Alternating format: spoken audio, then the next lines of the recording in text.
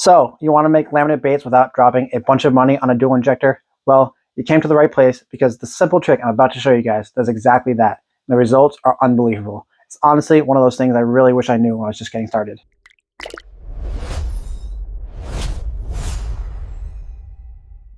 If you're new to bait making, you probably already know how easy it is to start wanting everything right from the start.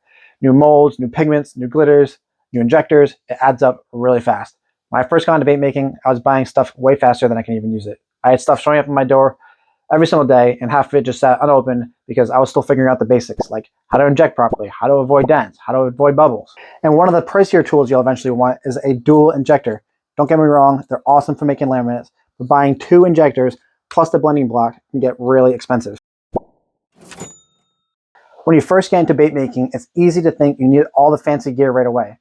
But if you do this, you will spend hundreds, if not thousands of dollars before you make your first actual good bait. Ask me how I know. I spent so much money at first, my first baits might as well have been made of gold.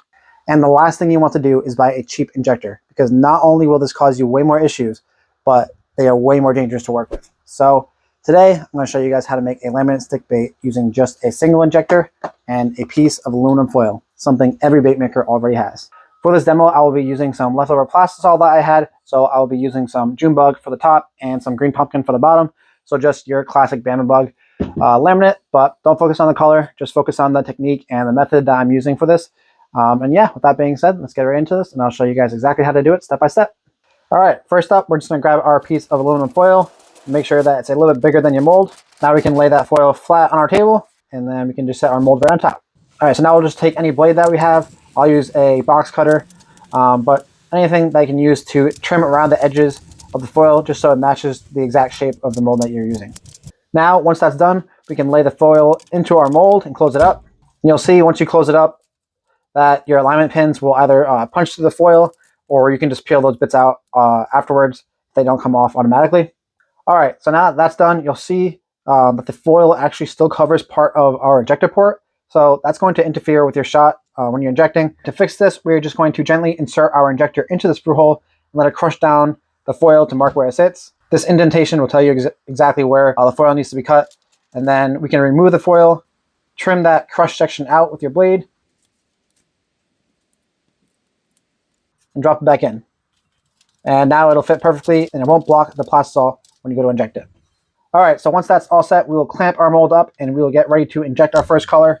I've got my June bug plastisol ready to go. So let's go ahead and inject our first side.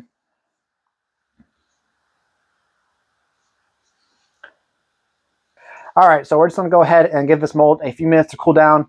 But you guys will see that as soon as we open it up, it'll have two perfectly clean halves on both sides of the foil. So see you guys in a couple minutes. All right, now we're ready to open it up. There we go. As you can see, these are perfectly split in half. So now we just have to take off the sprue. We'll take out the foil and we'll place one half of the bait back into the mold.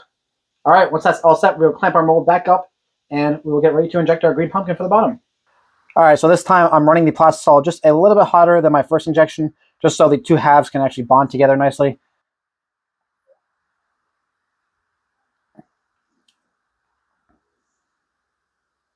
All right, let's open it up and see how it turned out. There we go, a perfect laminate made with just one injector. That's awesome. As great as this technique is, it may not work for all of your molds that you have. It will work for all your molds that split your bait in half, top and bottom, like a lot of your worm molds, but it may not work for some of your molds that split your bait in half left or right, like a lot of your top pour injections, like this Rip Wrap swim bait from Angling AI.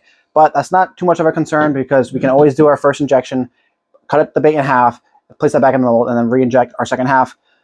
It just won't have as clean of a line between your two colors. When you're new to bait making, it's easy to feel like you need to buy everything right away, but you really don't. Start with the basics, learn little tricks like this, and slowly build your setup as you go. It's going to save you guys a ton of money by doing this, and you'll actually learn the craft of making baits.